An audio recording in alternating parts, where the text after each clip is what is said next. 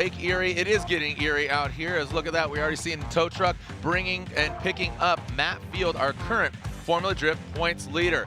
I'm Jared Deenda. Next to me is my co-host and great friend. Once again, beside me is Ryan Sage. We're up here in the booth. Thank you for joining us, Ryan. Again, quite a comparison from yesterday to today. It is very dry. Yeah, this is exactly what we want to see. This really helps us have what I call the essence of drifting, the head-to-head matchups, two guys going at it like professional boxers or fighters, trying to figure out who's going to move on and win this event. Last night and at New Jersey, we did see some wet weather, and it really challenged drivers, but we did get our qualification done. Adam LZ was your #1 qualifier. Because of some of the drivers that did not compete or make it through qualifying, he's going to be getting a bye into the top 16 along with Frederick Osbo and Michael Essa. Yep. Here's a look at our 2020 season schedule. After this round of competition, we'll officially be halfway through the 2021 schedule. We are taking a hiatus from the Pro Spec boys. They have 4 rounds of competition. We'll see them at St. Louis and Irwindale, but these are all of the pro rounds. Here we are, Erie, Pennsylvania, Lake Erie Speedway, Monroe, Washington, gotta love it, St. Louis, Long Beach, and then ending once again at Irwindale, California. Here's our current standings. Matt Field, who's currently out to dry, out on track. We'll see what's going on with his vehicle. Odi Bobshis, the frenemies, 1 and 2. Frederick Osbo, who did qualify second, as Ryan just said, does get a bye, so that could help or hurt. We'll see, obviously, with Matt Field being knocked out. And then Kazuya Taguchi sits 6th. Ryan Turk, who just went to the wall right before we went live on the live stream. JTP, unable to perform yesterday. Popped his engine right before qualifying. Vaughn Gitt Jr., not the best in the wet.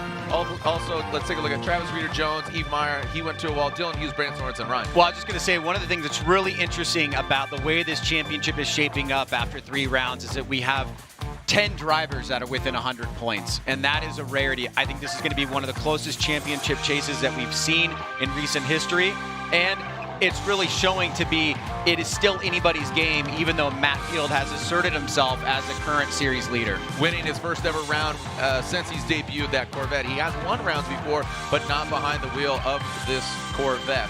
So these are our previous champions. You talk about the closest championship. I mean, it's gone down to the final round of previous years. You know, when Frederick Osbo, won the championship back in 2015, but Vaughn Gitt Jr. wins that, condensed that doubleheader. Here's some highlights from yesterday and last night under the lights. Some slow lights. Some slow, wet lights. But Adam LZ rises to the occasion. Congratulations to him. He's really proud. Saw some IG clips of him and his friends partying. I'm sure they got a sweet Airbnb. They were surfing some ironing boards and all that. I mean, a lot of fans here in the building and online. Now talk about Frederick Osbo, Ryan. Well, Osbo is starting to get back to that Osbo-esque form. I don't think we've seen him break out to the level that we know that he's capable of. And one thing I noticed last night about the judges, and they were pretty specific about this in the drivers' meetings, is that they were really putting a lot of emphasis on making sure that drivers were pushing themselves with angle and with style. The line was important because of the wet, but we saw that because of the sector scores, guys could have a few deductions in line and still get really high angle and style scores, and that's exactly what these top 3 qualifiers did. And Michael Essa, he notably texted me, the only driver to text me during qualifying, saying, hey, that outside zone 3, which you could see him right there, he's saying you could barely see it. All the drivers, that is their sentiments, but he makes it look really easy, does get that #3 qualifying position, and gets the fast pass. Now, notably, Chris Forsberg, his gremlins keep on showing up. He's having these throttle body issues with his alternator, losing power. He's a drive-by-wire throttle body as opposed to the cable, and it just keeps shutting on him. I texted him last night, late in the night. I said, hey, what's going on? He says, I think we have it fixed, but they think they have it fixed every time. So all joking aside, it is definitely unfortunate. But here's a bracket. Take a look at our top 32. As we said, Adam LZ, Frederick Osbo, Michael Essa, they get a fast pass in top 16. What are some highlight battles and some people to watch? Well, I know we're probably going to talk about this later on, but Ryan Turk did go heavily into the wall in practice, and I think at this point we haven't heard any information about whether or not he is going to be able to make it into his top 32 battle. He's going to be facing Dean Carney, who's on a hot streak right now. But really, the opportunities lie with those top 3 qualifiers. Osbo, Adam LZ, Michael Essa, fast pass into the top 16. And, we are hearing rumblings about what you mentioned earlier, potential issue with Matt Field's vehicle. So we got to find out if that is a legit thing, because so far this year, he has been unstoppable and leading the pack. you'd hate to see him go out early here at round 4. And what's really interesting about Matt Field coming into this season, he seems there has to have and has and basically possesses this really cool calmness and collectiveness, but he's working out, he's having fun, he's cranking some adult libations with his friends. You know, he's hanging out with Ripper on the boat. Seems like they're having a good time, but look at where he's standing right now. He's leading the pack. Yeah. What does that tell you? And the phrase for Matt Field, it's Matt, what's his nickname now, you call it? Appropriate confidence. Appropriate confidence, and rightfully so. But right now, he needs appropriate all hands on deck to see really what's going on with this vehicle.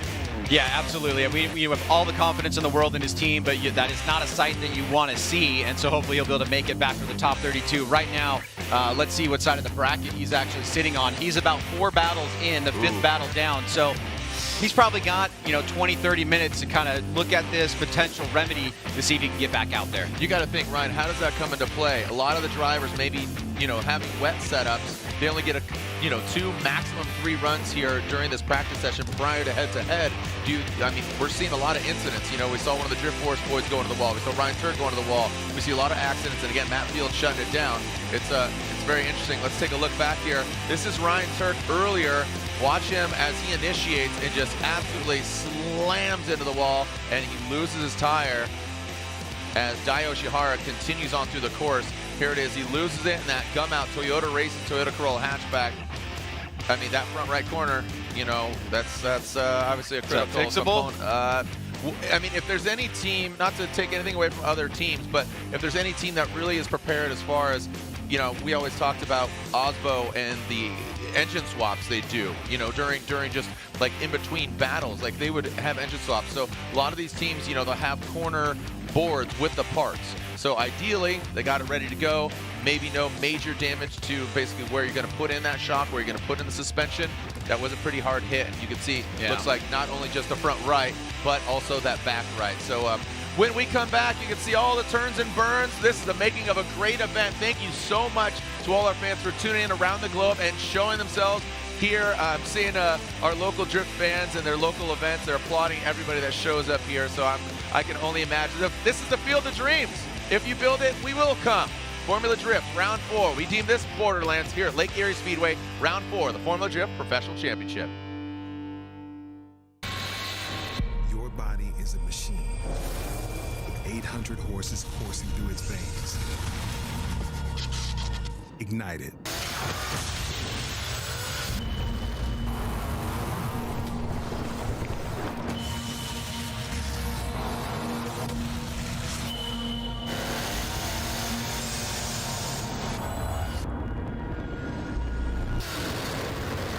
Energy, human horsepower.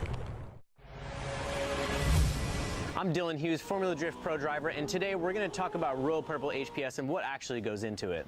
There's a lot of talk about additives, and Royal Purple has its proprietary Centerlick technology. It is fortified with a high level of zinc phosphorus anti-wear additive for exceptional protection against heat and wear. Its high film strength improves sealing between the piston ring and cylinder wall for maximum horsepower and torque. Royal Purple HPS, race car technology for the street.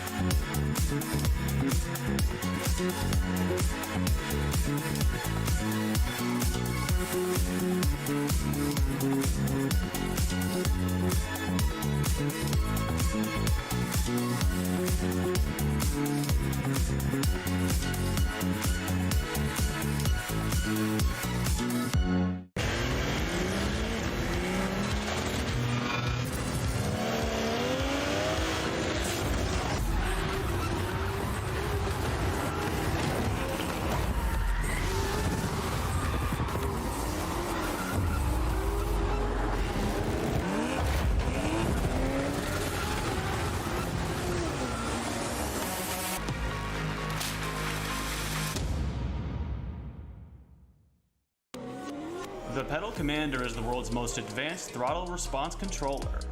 It's a plug-and-play unit that unleashes the power of your vehicle.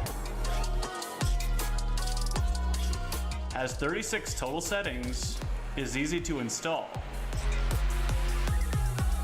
and makes the driving experience so much more fun. Picks up RPMs way better, kind of like a race car, it responds. Order now and use code FD2021 for $30 off your purchase.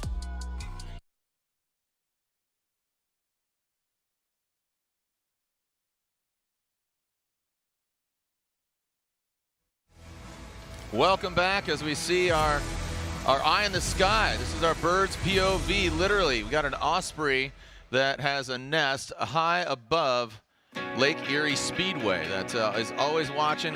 That's our protector as we are getting set and getting the track prepared for what quickly could go from a top 32 to a 32, 31, 30. Like, I mean, we got three buys.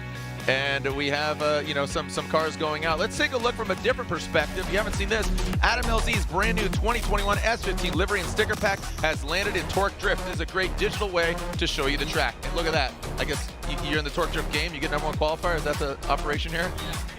Seeing here how that ended up working out for him, and a great job overall. You can see pretty similar actually to his qualifying run, filling that second outside zone. We see a lot of drivers having trouble with that second outside zone in the wet.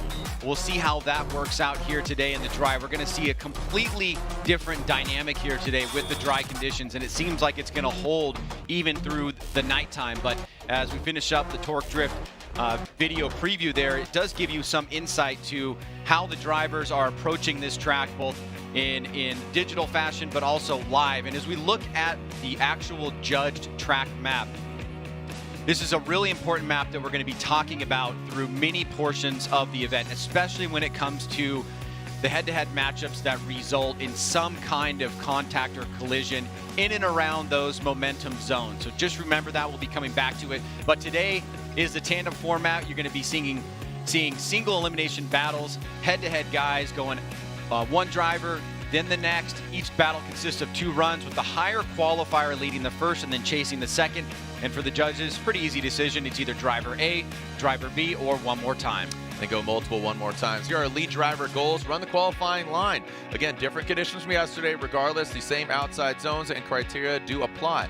Run the 100-point qualifying run. Put your vehicle in the right place with that impact, with that gangster style, and run a chaseable lead run. If it's not chaseable, you could get deemed and docked. Chase driver goals. Yeah, the chase driver goals are initiate no later than the last initiation point. We'll point that out where that is on the wall. Maintain close proximity to the lead driver. Match or better the lead driver's angle, and mimic the lead driver's transitions and line. And I just want to say, Jared, for fans that are coming to this event for the first time, they're seeing this live for the first time, the judges have really, over the years, put a strong emphasis on the responsibilities of the lead driver. And primarily it's because the driving has gotten so close. The drivers are literally door to door, that what the lead driver does can have a big impact or influence on the chase driver in terms of contact, in terms of having to make adjustments in the vehicle. So you're probably going to hear our judges talk a lot about that today when they're referencing phrases like chaseable lead or unchaseable lead. We talked a little bit about that yesterday in qualifying. This is a course I think that is going to be very close in tandem. It has some similarities to Irwindale, though it is a little bit tighter and more compact. And this brand new surface that we have here is a slight variant from the surface that is older, like the bigger bank. So we are going to see the drivers be challenged here today. And of course, we are looking for an incredible show to find out, whether or not Matt Field's going to keep that lead. Is Osbo going to keep ticking up? What's going to happen to our defending champion, Vaughn Gittin Jr.? There's so many stories that are out there right now. Yeah, baby Irwindale, dude. Is that what we're looking at here? So as you can see, the Field of Dreams, the stage has been set, getting the track prepped. I really like what you said. You can see, rubber being laid out here. They do hold events here on a Pro-Am level, and I know there's a lot of the drivers and fans, and actually you see the perma marks. The controllers and basically the organizers are here in the building. So that's why I kind of call it the Field of Dreams. You build it and we will come, and here we are. So I got to say, a great looking venue. Logistically, might be a little difficult to closest. I mean, outside of Erie Airport, which is tiny. The largest airports, you got Pittsburgh, Cleveland, or Buffalo. That's where I know you flew into Pittsburgh or Cleveland this time. Cleveland this time. Yeah, You Pittsburgh said, the first time. Yeah, so it's interesting how you can get here. But beautiful piece of the land this morning, even driving down to Lake Erie and taking a look at that. Really cool, quaint area. And so if you're looking for a nice destination to come visit and a new, unique event, part of this, part of our championship, look at that guy's pumped up top there. Oh, no, let him celebrate. That's right. Go ahead. All right. So who came from here in Pennsylvania? Who lives here in Pennsylvania? Show of hands. Right on. Okay, quite a few of you. Who came from outside of Pennsylvania? Show of hands. All right, who came the furthest? Just yell it out. Go. Okay, perfect. Yeah, right on. Congratulations. Thank you for joining us here. But thank you, fans. Let me hear you stomp your feet real quick. Let's make some noise. Let everybody know they can hear you all the way from Lake Erie. Look at that. Look at that. Shake, rattle, and roll. Look at it. Feeling the vibration. Here are our three judges, Chris Ewell, Ryan Lontaine, and Brian Egger. Chris Ewell joined us just last year. Ryan Lontaine, I mean, it's been like a decade now, right? Has it been a decade? Is it 10 years exactly? Right on. 11th year. And then Brian Eggert, how many years is it for you? 10 years as well? Okay, so you're 10 and then 11. 11 to your, yes, I would say Ryan Lontaine is 11 years old. Judging Formula Drift, most definitely. Ryan, what's going through your head right now? Again, you know, saw some dry practice earlier yesterday, going to wet. You keep talking about it. Matt Field, you talk about the championship, but any other standouts? I mean, LZ, do you think it'll help or hurt him that he's getting a bye run going to the 16? Because if he, you know, he's obviously moving on to 16, but he'd go against Denofa or Castro. Yeah, I think as we start to see drivers get into that burnout box, I feel like this is a benefit for LZ. He gets to see the first round of competition, how people are adapting. I don't know how he's feeling in the car and whether or not he's comfortable going from wet to dry. And this morning, you know, the drivers only had an hour of warm-up, which should be enough, a good enough time for at least a lap or two, but we had Ryan Turk go into the wall and kind of shut down almost the last half of practice, so a lot of guys didn't get that second lap. But we are going to find out very quickly who is going to be facing Adam LZ as we go to Jonathan Castro versus Chelsea Denofa. Now, for fans that are new, one of the most, you know, remarked on battles in New Jersey was Denofa and LZ. Yeah. And Denofa got the win there, and it was because Denofa qualified super high, and LZ was stuck in the bottom 8. Yep. And he was only able to move 1 or 2 positions, and it happened to be going up against Chelsea Denofa in the top 32. So this is either payback for LZ, or perhaps, you know, Chelsea Denofa might get him, but he has to get through Jonathan Castro, who's a beast in his own right. Yeah. And Jonathan Castro, I think, is due to make it deep into competition at this point of the year. So let's see how it's going down. And Castro really likes the ovals. I think he fares well at the ovals again. Right. A battle of the ages, him and James Dean multiple years ago in Orlando. So fairly similar to Orlando, obviously going the opposite direction here, but always excited to watch Castro. So Castro, Denofa, our first official battle at our very brand new venue for the Formula Drift Championship, Lake Erie Speedway. This is Borderlands. I'm Jared Deanda. Ryan Sage will bring in the other member of our broadcast team, Lorette Nickel, as things just basically coalesce and come together,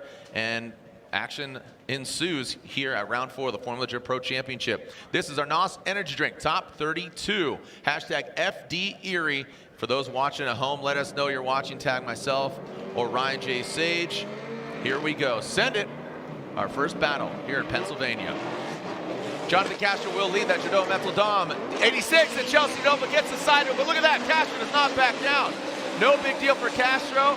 Does drop down a little bit there, but you got to think, was that caused by Denofa? Now going to that second outside zone. Castro drops that back left tire, no problem for him, into that third outside zone, and riding into the multiple white stripe lines, and all the way through that final outside zone. A great way to start it. You know what? Shots fired across the nose. Look at that battle damage on the left-hand side, Ryan. I know some of the drivers were complaining about the lack of practice, but it certainly did not show in that battle there. No. And Chelsea Denofa is always on one, but right now Jonathan Castro is as well. Denofa surges forward at that decel zone right before. There's just a little blip there on that map, but you could see Denofa is trying to chase him down, but Castro is holding him off and really doing a great job in this second outside zone. Good transition back around right before we get smoked out. You can see he drops a little tire going far into that zone on the the right rear wheel there, and Denofa getting up tight there towards the end. So a really fast battle, almost hard to call it in real time how fast it is. Yeah, Ryan. But a great way to start things off. Well, that's my job. That's your job to kind of wrap out on the instant replay. But yeah, I would definitely agree. It just happens just like that. The question I'm wondering is, how will the judges the hit? Yeah, the hit. Did that affect Castro's line? Did that push him down? Was he set up? Did that hurt him? Did it help him? Obviously, it hurt Castro and even the perception. Even though he might have been on that line, Chelsea with that contact, that could hurt Chelsea. Yeah, absolutely. I think you pretty much hit on all the potential topics, right? He did hit him, so it's a negative. Yeah. But did it have an impact, right? And he did come off that zone a little bit low, so did it push him in an area where he wouldn't have been had Chelsea not hit him, right? And so for the judges, that's going to be some of the things that they're going to think about. And it won't matter until we get done with the second run because everything is a comparative battle. All right. Well, hopefully on just those short runs, not only for the drivers, but also the spotters. The spotters taking notes on how they drove in the wet compared to the dry today. Chelsea Nova throws it up against the wall. Not literally, as he does keep it high, but he does keep it physically off the wall. Now dropping into that second outside zone. A lot of smoke. Castro jumps in on the inside. Now he drops back. He pulls that rear end of that 86. Oh, and Castro spins out. That is definitely going to hurt him. As Chelsea Denofa brings it through, he does punch that cone out of the way, but the judges talked about that. It's all pending on where your tire is, not if you hit the cone, because there's a variance of distance from that back tire to that back bumper. You look at an 86 compared to Mustang. They got different units of measure, so it's all about tire placement on the edge of the track. Well, Castro, I have to say, was looking phenomenal, but you can tell how much on the edge the drivers are driving right now, so to speak. Castro really got in the pocket in initiation. He fell back a little, and we know how fast Denofa is. Great transition there by Castro, but as he gets bounded up here and he's not able to make that transition with Denofa, he's in the chase position, so obviously he needs to try and get as close as he can without messing up and making a mistake. We'll take a look at it from the drone, but it just looks like he was not able to hold that angle and momentum into that third and final outside zone. Now the drone is a really big friend of the series because it does give us some great insight to angle of the vehicle, location. You can see Castro's way on inside two there, and then right here just looks really unorthodox there on the transition. Almost not even sure why that happened. Didn't seem like it was going to happen, but it did. It was in the chase. Looks like an unforced error there for Jonathan Castro. All right, the fortune teller, the truth serum, whatever you want to call it, the eye in the sky, really breaking down. You can see, yeah, Ryan, I would definitely agree. It didn't seem that Chelsea Denofa slowed down where it would have caused Castro to spin out. I think his suspension was potentially, bound up and came unwound and spins out. So let's go to our judges. Slide them left or right, depending on which direction. Slide them left for Castro, right for Denofa. 1 vote for Denofa. 2 votes for Denofa. Denofa will be going against LZ in the top 16. Also at 6:15 local time here in the pits, the Fun Haver Party. Vaughn Gittin Jr. and the Fun Haver gang, and of course Chelsea Denofa. 6:15 over in the pits. Vaughn and Chelsea want to let everybody know. Party in the pits at 6:15 at the Fun Haver Tour, powered by Type S Touring Products. It's incredible how much faster the runs are compared to the rain. I mean, it's an obvious statement, right? Yeah. But I'm a little bit surprised about how fast they are. Yep. It's like going through like this. Let's go. Let's party, baby. All thriller, no filler. Jeff Jones, Travis Reeder. Travis Reeder, he's having what seems like more fun than anybody out here in Formula Drift. Travis Reeder, I kind of cursed him yesterday. I apologize, Travis. I said, he knows how to drive in the wet, and then he had not the best run. But here he is. He is in top 32 competition. Jeff Jones initiates. The battle of the red vehicles here. Jeff Jones initiates. Travis Reeder right there. Does fall down quite a bit, but it's all about where you have that drifting line. Looks like a little hang up there. That is a decel area, basically a momentum area as they come into that final outside zone. Right is right on that white line. So again, where those multiple lines exist, as Travis Reeder does exceed that. So again, where there's multiple white lines are, that would be considered off course. But you can hit those cones by your back bumper. Let's take a look at it again here. Yeah, it's a good, oh wow, look at this. So Matt Field, getting a quick look at Matt Field before we get to the replay. It looks like they are still working on the vehicle. He's still a couple battles away. Yep. And it does seem like they're thinking that it's salvageable there. But let's take a look at Travis Reeder and Jeff Jones. And I think you brought up some good points about some of the specifics of what the judges are looking for in terms of what is counted as off course versus not. And we'll get a little bit more into that as we see some examples. You can see right there, Travis Reeder had a good defensive posture there coming down off of outside zone 1. He got held up for a little bit. Jones starts to go a little bit long on this outside zone. Right there, you can see he drops that right rear tire. But overall, pretty decent run by both drivers. Lots of different elements between each driver. We had a good close tandem there, and that's kind of what we want to see. As we take a look at run number 1, the judges will deposit that into the memory bank. They'll go and look at replays if they need to, and then after the second run, it's basically looking at both lead runs and both chase runs and figuring out who did a better job overall. There's just a little information that they are gathering with every turn and burn. Travis Reeder initiates. You can see some wobbling from both of the vehicles. The attitude of the vehicles, not exactly lock, stock, ready to rock. Now dropping into that second outside zone. Like I said, that momentum zone, just gliding right into that second outside zone. Jeff Jones going way shallow, goes on the inside. Looks like Travis Reeder does go beyond that track course edge, but then both of them getting settled towards the latter portion of that final outside zone. Yeah, Ryan, this is quickly. I mean, this is just expediting this course. You can see the cabin absolutely filled with GT Radial smoke there as we look at Travis Reeder and his Link engine management, BMW.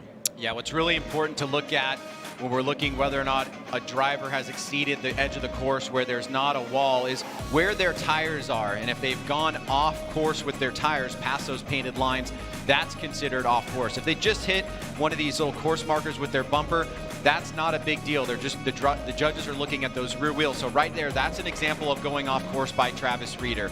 And as Jeff Jones chases him down, what he's looking to do is follow him like a moving clipping point while maintaining equivalent angle and keeping that proximity on, trying to stay on his line as best that he can. Now, from above, the drone will give us some really great insight. We saw a little shimmy there from Reeder on his lead run. Jones trying not to get lost in the smoke here, but he's going to come up a little bit late and fall back for a second. Now as we transition here, you're going to see Reeder go a little bit wide. Jones tries to tuck in on the right line. He has a little bit less angle, and then right there he falls off course as he tries to follow Reeder into that final outside zone. Yeah, I love that drone shot because that is just really the truth serum. Jeff Jones in that chase position seemed like, you know, just a little frazzled, and rightfully so. This is just a quick course, and that's what keeps coming to, you know, to a glaring point here. And you saw him come in like taking the tighter line, going from outside zone 2 to outside zone 3. And then, like you said, Reeder going beyond. This is an interesting battle here, but this is the first one where I don't envy being a judge because you're not splitting hairs. You are seeing glaring mistakes by both drivers, but which outweighs the other. And I always love the BC Racing side-by-side instant replay. BC Racing, the official suspension of Formula Drift, go for gold. Yeah, and when we start seeing these side-by-side replays, if you're new to the sport, and I know that there are a ton of new fans that we've been able to pick up and are excited about the sport, this basically means that the judges are really wanting to see both runs side by side, obviously, but the reason why they're doing it is to try to see if they can find something in the criteria that one driver did better than another, or that there was a significant enough mistake in an important part of the course or during the battle that points the needle in either driver A's direction or driver B's. And as we wait the results, we are seeing some more footage here coming in from Matt Field's pit. Does look like they're getting the vehicle set back up again. We got those front wheels on, and we do have a result here. Here we go, one more time from one of the American judges, and there it is, an OMT. So this will be a one more time, and I absolutely agree with that. Tighten it up, don't leave it in the judge's hands. What are your thoughts? Yeah, usually, before we get to that, let's go down to Lorette Nickel, who is with Matt Field in his pit. Ryan, thank you so much. Matt Field stepped away for just a few seconds, but it was the steering rack that was broken in that practice crash. So Matt stepped away. Again, he is the team owner and the driver, so obviously feeling comfortable with the remaining updates at the track that the team needs to make. Guys, back to you. Thank you so much, Lorette. And also, let it be known that I can't remember which of the Drift Force gentlemen, Eve Meyer or Josh Reynolds, one of those vehicles went to the wall earlier. And Drift Cave, they operate those vehicles for those teams. Right. So they're kind of busy. So Kazuya Taguchi and Simon Olsen. Ryan, what are your thoughts here? Simon Olsen, another Norwegian driver behind the wheel of a Supra, a rookie, going to get Kazuya Taguchi's looking really good in the 86. Yeah, Taguchi has been pretty impressive this year, and as you mentioned yesterday in the qualifying broadcast, not afraid to jump into a wide array of vehicles and make it look good. Yeah. This one I feel like he seems the most comfortable in, the most settled in. We've seen some great moments from Simon Olsen, especially in New Jersey. I expect this to be a good competitive battle, but also because this is the first time we're seeing Dry since Friday, it's hard to say exactly what will happen. Here we go. Kazuya Taguchi initiates a lot higher there than Simon Olsen as he maintains the height. And Simon Olsen now drops in to that second outside zone. Quite a distance back. He really gripped up on that transition, that flick into the second outside zone. Now approaching that third outside zone. Simon Olsen getting lost in smoke. Kazuya Taguchi shredded that bumper skin as he brings it all the way through. Very consistent. Simon Olsen not part of the equation. And I'm looking at this, and it looks like they're yellow and black zebras. Kazuya Taguchi, a yellow with black stripes, and then Simon Olsen, black with yellow stripes. Yeah, well, the zebra in the chase made a pretty significant mistake that I think we'll get a better look at it on replay. And it may have, if you weren't watching closely what was going on with Simon Olsen, coming down off of outside zone 1, he had what looked to be a very critical error that may be what we call an incomplete. And that's equivalent to a 0 in the older style of drifting. Watch from above here. Simon Olsen, he's going to be on that tighter line. He's going to angle up right there and shut it down and almost have to reinitiate. I've seen those kinds of mistakes, especially in the chase position, when you're not in proximity, be called an incomplete. So I would not be surprised there if that is the case. I am getting a thumbs up from one of the judges. So that means that Simon Olsen is at a big deficit here. He did pull up to the line, so it looks like the car is functioning at least up to his liking. Yeah. And it looks like Taguchi as well is getting ready to line up for run number 2. So he will have to really pull out all the stops in hopes that Taguchi makes an equal mistake. The interesting thing here is I would think Simon Olsen has a bit of advantage being a rookie because this is a rookie track, you know, this being a new track. So the equalizer here is the track, but Kazuya Taguchi, brand new vehicle. Simon Olsen, new vehicle, new driver. How familiar is he with his vehicle? We'll find out. Again, you don't want to be the last zebra, as they say. When lions are chasing you down, don't be the last zebra. We're talking about ponies here. We're talking about horsepower. We're talking about Lake Erie Speedway, round 4 of the Formula Drift Pro Championship. Hashtag FD Erie. As Simon Olsen will now lead, and Kazuya Taguchi, up garage, ISR, GT Radial, 86, will give him chase. All right, blending into those cones there, both the vehicles. Now let's initiate that first outside zone. Kazuya Taguchi does need to have an active chase, and Simon Olsen, like you said, he's doing exactly what he needs to do. Really pushes forward, tries to drag that bumper on the wall, and that second outside zone really exceeds the edge of that line. You can't hit the cones, but he went tires off. That's what really counts when it comes to the judge. We'll have to take a look at that, Ryan, and walk us through on the instant replay as Simon Olsen and Kazuya Taguchi bring it across the finish line. This is a comparative battle looking at both runs in both positions from either driver or from both drivers. But one of the things that we learned yesterday in qualifying, Jared, is that outside zone 2 was a very important area for the judges, and they gave it double points on both line and angle. Now, I think we know here that Taguchi feels like he's at an advantage. He's giving a little bit of room here. Olsen is pushing hard. He pushes a little bit too hard here. He drops 2, almost 3 tires off of the furthest part of that zone, and that's a definite no-no there. So he is doing his best to try and have Taguchi force an error on himself, but you can see that Taguchi does not have an incomplete, and this should be an easy result here for Kazuya Taguchi. And here we go, slide him left for Taguchi, right for Simon Olsen, and Kazuya Taguchi, the up garage 86, gets the win. Unfortunately, Simon Olsen knocked out.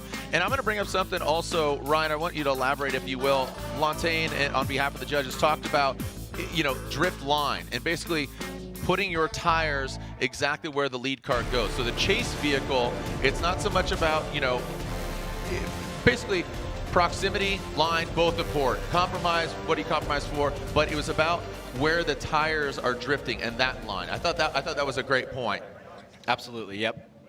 All right, before you elaborate on that, throw it down to Lorette Nickel. Lorette, what's up? Well, Matt Field looked like he was ready to go out on the track, but now competition timeout. What's happening, Matt? We figure we might as well check the toe. This is an important battle, so it makes sense to get the job done 100% and go into this battle swinging. So I'm just going to take a second. I'm going to breathe. The boys are going to do the same. Set the toe, and we'll be ready. Matt, best of luck. Thank you. Guys? Thank you, Lorette. And I think that's a great strategy because, you know, you're getting your angst, you're getting all these things. I will say that he was intended and is intended to go against Dai Yoshihara, who qualified 29th. And notably, he said it on IG, he said that this is the worst I've ever qualified. Yeah. The worst. So there is the 5-minute clock, aka the competition timeout. Do you think that's a good strategy? I mean, you got a lot of battles to go through here today. But I guess if you don't start right, you're not going to finish right.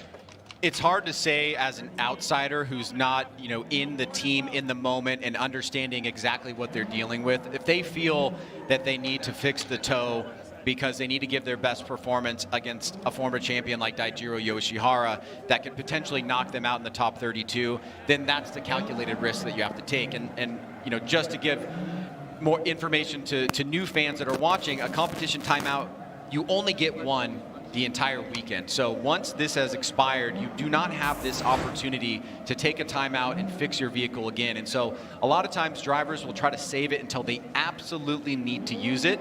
And it's always helpful if you're in the Final Four or the finals and you're trying to capture that win, and you really need to fix the vehicle to take that competition timeout. Matfield chose to use it here. I can only assume he's going to do what's in the best interest of him, his vehicle, and his team. And so that's what he'll do, get the car ready to go, and then we'll see the battle against Daijiro Yoshihara. It's a marathon, not a sprint. Not only today, but the championship. You change the whole steering rack. Your settings are completely off, right? Your arms, your everything, right? So I think that is the smartest thing to do. Obviously, like you said, perspective. We're up here. We don't know what the team's dealing with down there. I think that's the right thing to do. So another notable thing, Ryan Turkey's back. Wow. He took it hard on the wall. You saw that instant replay. Took it hard on the wall, lost the rim.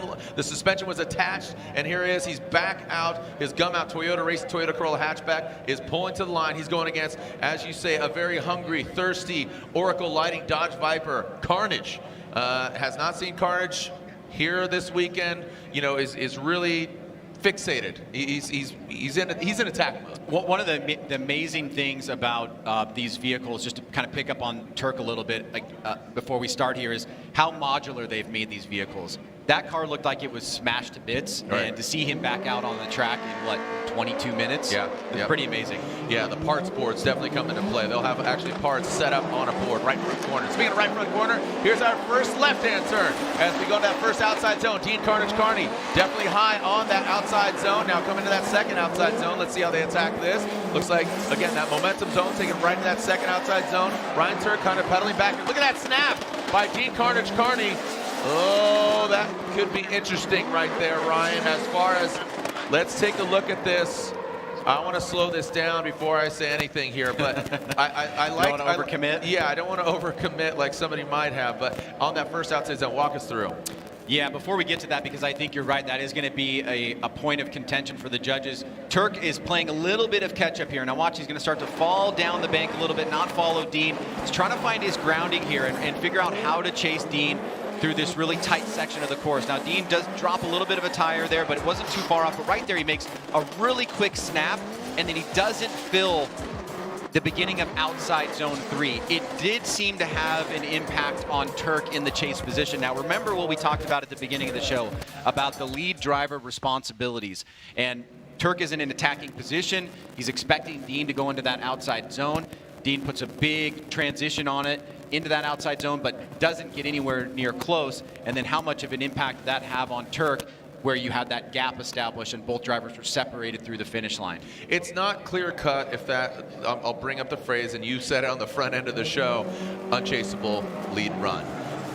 We'll assess that, we'll dissect it, and again, it's going to lean on the judges. Ryan Turk will lead the gum out Toyota race, Toyota Corolla hatchback. The Oracle Lighting Dodge Viper is going for it, and it seems like they're now tit for tat here. You can see Ryan Turk, it looks like he's hitting all the right spaces and all the right lines. As Dean Carnage Carney now digs into that second outside zone, Ryan Turk flicks into that last outside zone. Looks like he does exceed. That is that back right tire. Doesn't look like, oh, looks like he's flirting with it though. If that was dirt or if that was the wall, he'd definitely be heavy into it. But, you know, again, just depending on where you put the tire, not so much the bumper. Are you tired yet? Dude, I mean, we're only We got like 4 battles in right now, I think. Well, that's there's it. a lot of heavy lifting going on here. These guys are definitely putting on an incredible show, and there's a lot to look at very quickly. Now, this time, Dean gets a little bit of kind of a lazy initiation. You can see the car moving around. He's not within proximity, and Turk is kind of taking advantage of his opportunity in the lead. He does exceed the second outside zone a little bit by his right rear, or the left rear, and then the right rear here is kind of on that second and third line, which is considered off course. Now, 1 tire off course is not a massive deal, and we have to look at the entire context of the result of both runs. I do think that the judges are going to pay a little bit of attention to how much of an impact the third outside zone had with Dean in the lead. So I think the general consensus so far is that everybody is maybe over driving the course a little bit. We're seeing drivers exceed areas, and that just may be a setup situation, right? Coming from the wet, you know, the limited time in practice because of Ryan Turk crashing into the wall and everybody limited to 1 or 2 laps. So drivers may just still be getting a little bit settled here, Jared. They got a lot of side grip. They're ripping through the course very fast. I mean, you could hear us, you know, sounding like auctioneers here, but who's getting the best deal? Ryan Turk does come out on top. Ryan Turk, it looks like 2-1 as one of the American judges sides with Ryan Turk and one sides with Dean Carney. Dean Carney, Chris sides with Dean. All right. Oh, one more time. Sorry. Let's pass it down to you. Let's pass it down to one of those guys. Yeah, Lontaine. Let's throw it down to you, Ryan Lontaine. Obviously, you're the only. You got the maple leaf there. You're obviously the Canadian one, but you speak on behalf. You speak for the trees. You're the Lorax of the judges. Go ahead. Go ahead and hit your cough button there. How about now? There we go. So what we're seeing here, like Sage just said, is drivers in the lead position are just over driving the course. They're going too fast. They're exceeding the boundaries of the course. Maybe it's because they're trying to get away from the chase car. In that situation, the major thing that really put the nail in the coffin for Dean Carney is his over-rotation going to outside zone 3. The car over-rotated there and kind of stalled up, and then he missed the majority of outside zone 3, so that really hurt him. They both, in the lead position, dropped a tire or 2 at outside zone 2. Again, going too fast and over-driving the course. What's your assessment of Ryan Turk's line? Just both lead and chase, just really quickly. I think he did a poor job in the chase, let's say, but he didn't have a great lead to follow.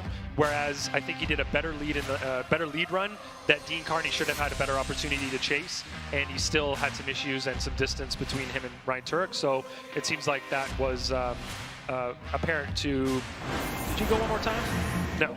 Brian went one more time, so Chris and I both agreed. All right, here we go. Jeff Jones, Travis Reeder, thank you, Ryan Lontaine. And here we go. We are seeing Jeff Jones for this one more time battle. Travis Reeder initiating into that first outside zone. Jeff Jones just slightly higher than Travis Reeder, and now coming down into that second outside zone. There goes Jeff Jones. You can see that momentum area kind of lift. That did allow Travis Reeder to kind of pedal back and get that proximity. Now in that final outside zone, Jeff Jones hammering down into that final outside zone, punting way off course goes Jeff Jones towards the latter portion of that final outside zone. Noticeably, minus that last little section, which was a very small part, both drivers seemed much more settled that run. Especially, I love the way that Reeder approached his initiation, getting into the pocket with Jeff Jones. And Jones, as a leader, for the most part, really didn't have any obvious mistakes. And he had some points where he drove really well. Look at this nice little snap into initiation. Reeder gets right there on the rear wheels. He goes down a little bit. He's on a slightly tighter line here, but he's trying to maintain that similar angle. And then coming through that middle line, which is what the judges want to see, Jones does a pretty good job. He gets into the zone a little bit late, but he fills it in a deeper part of the zone. The third outside zone, he drops 2 tires off course for probably about 60 feet, but for the most part, that was much more cleaned up by both drivers on this one more time battle. So let's switch things up as Jeff Jones will now chase down Travis Reeder.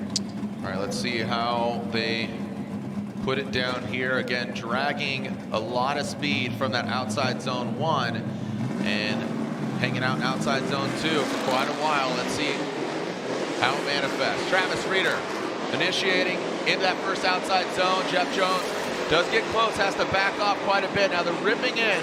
Let's see how they handle it. So now coming down into outside zone 2, you can see that smoke line, that momentum area. Now coming back into outside zone 3, we got to pick up the speed and really hang it out to dry.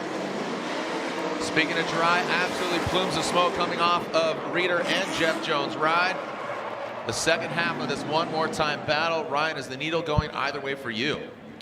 Well, both drivers here proving to be pretty phenomenal on this one more time battle. Let's take a look here with Reeder in the lead. Coming down, drops down into initiation, and Jones already doesn't want to let him get away, making a nice move there, trying to keep that angle as similar or greater than Travis Reeder. Loves how he tucks in there, does not get lost in the smoke line, but look at Reeder, enters that outside zone, filling it completely while Jones leaves it a little bit early. He also doesn't get as deep as Reeder does until that section, but then he falls off a little bit. So this is another one of those kind of tit-for-tat battles. I like the way Reeder approached his lead run here, treated it like a qualifying run, and let Jeff Jones try and chase him down. And there is some comfort, I think, for some drivers to have that lead run and really think about a qualifying performance, not worrying about what the chase driver is doing. Yeah, it gets really interesting here. Just as quick as, again, you got to think about it. They're coming in blazing. They want to be as high as possible. Here's the BC Racing side-by-side graphic, the official suspension of Formula Drift. Go for gold, and that's what they're going for, just advancing on at 16. So they're coming in really hot here. So Reeder, you know, in the chase position, it gets hairy. It gets really... Putting into the hopper. We've already seen this go one more time once. It's close again. Let's go to the scorecard. Slide him left for Jones, right for Reeder. And it looks like Chris Ewell goes with Travis Reeder. And Travis Reeder gets the win. Reeder does get the victory as he will advance on after that one more time battle. And can't speak to Lantain because he went with the one more time. But right now, let's catch up with Ryan Turk. Lorette? Unfortunately, Ryan Turk went into the wall during practice, came back, team rushed, got everything back together. My goodness, that stress level just went straight through the roof. How do you channel that and put that into a win? You know, I've wrecked the corner on this thing a couple times now, and I know what parts. The guys already know what parts are needed and how to replace it in the offseason. They prep for that, knowing that we had a failure point in the front end, meaning we had a breaking point where it wouldn't damage the rest of the car if I stuck the front corner into the wall. So we were lucky enough where we had just enough time to get the front corner together. I was helping the guys. It's just I'd rather get involved and jump in and help rather than sit around and watch them do stuff. And you know, I usually use that stress as a major motivational thing to go into the battle. So my crew chief Brian knows how to get my heart rate down and make me calm before the battle. But you know, you're so amped up and you want to go out there and win for the boys because I just put in a heck of a lot of work in a short amount of time to make it all happen. So we ended up beating Dean and moving on to top 16. So we're pumped right now. Well done, Ryan Turk. Guys? Thank you, Lorette, as we are seeing our next battle and the first battle of our current points leader, Matt Field. Matt Field, who qualified fourth, just outside getting a bye run, has to go, Ryan, as you said, against a former champion who qualified 29th, the worst he's ever qualified in 18 years of Formula Drift competition. Now going from wet to dry, could that change for him? And again, he has nothing to lose here. Matt Field, he has the lead to lose here if he gets knocked out. Matt Field will lead in that Falcon Tires, Drift Cave, Borla Exhaust Corvette, and Dio Shihara following that beautiful looking Turn 14 Distribution Falcon Tires, BRZ with Enos oil running through the veins. Here we go. Matt Field throws it in. Dio Shihara looks like he was going to attack, looks like he pedaled it back, and Matt Field, a little bit of wavering there, hangs on the wall for a very, very long time. And it works out for him. Into that second outside zone goes Matt Field and Dio Shihara. Now transitioning that last outside zone. Matt Field rides it right on the edge. In the transition, looks like Dio did lose some ground, but still maintained the proximity from the distance of that transition. So a little bit of like, whoa, all right, I'm gonna let you do your thing, and then I'm just gonna tuck back here. Ryan, what are your thoughts? Well, two things. You know, Matt Field in the lead, open air in front of him. Looks like he makes a little bit of a mistake on the bank. Front end kind of washed out a little bit. And then as you mentioned, he took a wide line leaving outside zone 1, and the judges kind of want to see a midline there, and I think that had an impact. Here's the first little mistake there. You see the front wheels? They go to 0 degrees for a very short period of time, and that pushes him a bit wide. That may have sped up the car. He comes off the zone a little bit late. Now, Dio in the chase overall, not doing a terrible job here. He had a moment there where he was surging forward on the bank, and right now he's closing the door. Matt Field looks like he's trying to find his grounding. He may be a little bit like an injured gazelle here, and Daijiro Yoshihara has an opportunity to kind of take him out, because perhaps even after doing the tow and everything else, the car is not 100%. Yeah, you have to think that he's, what's going through his mind, but this is where you entrust. This is sometimes where the racers shouldn't work on the vehicle, because you kind of question what exactly, they've done. No, everything's good. Just thumbs up. Let's go ahead and send it. So, what's going through Matt Field's mind, what's going through Dai Yoshihara's mind. But we'll find out. Is somebody going to come out on top in this scenario, in this duo, in this battle? Dai Yoshihara, Matt Field going to that first outside zone. Dai Yoshihara shreds that wing. We don't need no stinking wing. Keeps it going as Matt Field looks like he backs off. Might have got a little gun shy there as they transition that second outside zone. Now bringing it through in that last outside zone is Matt Field. Is he a little hurt? You talked about the analogy of a gazelle. Let's take a look here, Ryan, as Matt Field, who might be limping across the line. Let's take a look. Ryan, let's slow it down. Well, this was a big opportunity for Daijiro Yoshihara to potentially pounce on an opportunity here with Matt Field's car potentially not being at 100%. But in the lead, he makes a mistake of his own here and gets in touch with that wall. Look at the initiation. He starts floating up. Back bumper hits, angles up, loses drift for a second, has to reinitiate. Now, in the chase position, Matt Field has to be really careful here because he doesn't want to crash into Daijiro Yoshihara. So the judges are going to give some allowance for that. However, you can see Field still struggling, though, once they kind of get recentered here. Really low angle there through the finish line. I'm almost wondering if it's possible that both drivers incompleted in their leads. Well, Matt did hit, but let's take a look at this again. So when Dai, not only does he lose his wing, but he also loses his bump. The wing is substantial. That's like fiberglass. Yeah. The bumper, the skin, yeah, it's plastic material, a little more pliable, but it looked like it went underneath Matt Field's car. Watch the attitude. Matt goes for it. They both go for the wall tap. But watch the attitude of Matt's car on the instant replay. I was looking at that because that might have hurt his back right corner. Maybe suspension, maybe got stuck. Because let's take a look at this again here. The BC Racing side-by-side graphic. Take note of Matt's vehicle on the right-hand side where he's in the chase position. Tap, both of them tap. He may have driven over it. Yeah, and that's what caused him to shoot down. So once you start getting offline, that's going to throw you off the entirety of the run, right? I mean, to try to, and they don't want you to reinitiate. They don't want you to double drift. So I liked what you said. How much is the judges taking into consideration of that impact, both of, Dai hitting the wall in front of him and him hitting the wall and maybe running over some debris? Yeah, I mean, look at that. I think like that back right. I think the mistake is pretty clear from Dai, right? And the consequences of that, whether or not it had an impact on Matt, it certainly had an impact on the pace on the outside zone. Now, you could say that if the car is damaged, that some of the mistakes that Matt made on outside zone 3 can be allotted for. Yeah. But I'm just wondering if it's a possibility that both drivers have an incomplete in their lead, because we saw Matt go to 0 degrees for a short period of time in his lead. And potentially that's a big enough mistake to be an incomplete for Dai in his lead. Now, if that's the case, that's going to be an automatic one more time. If there's not an incomplete for either driver, then it would just go to the other driver. But this is going to be one of those ones that I definitely want to hear from the judges on and how they are thinking about this battle overall, because that was definitely crazy. And here we go. Slide him left for Matt Field, right for Dai Yoshihara. And look at this. It automatically just slides left for Matt Field. And as we go down, Ryan Lontaine, what do you guys think? Ryan, what are your thoughts? We had to look at what Dai Yoshihara did in his lead run, and the way he tapped the wall. If he had been able to stay on throttle, maintain angle through there, it would not have been a big deal. But the way that car changed attitude multiple times, you could tell that Dai was basically out of control there and managed to regain control.